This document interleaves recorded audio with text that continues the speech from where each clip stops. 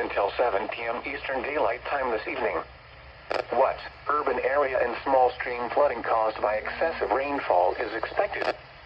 Where? A portion of east central Florida, near and immediately east of downtown Orlando in the following county: Orange. When? Until 7 p.m. Eastern Daylight Time. Impacts: flooding of creeks, streams, and other low-lying and flood-prone locations is imminent or occurring. Additional details: at 5:01 p.m. Eastern Daylight Time, Doppler radar and automated rain gauges indicated heavy rain due to thunderstorms. Flooding is ongoing or expected to begin shortly in the warned area.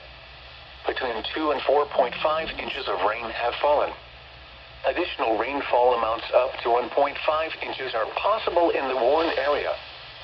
Some locations that will experience flooding include Orlando, College Park, Conway, Belle Isle, Orlando Executive Airport, Pine Castle, Edgewood, and Holden Heights.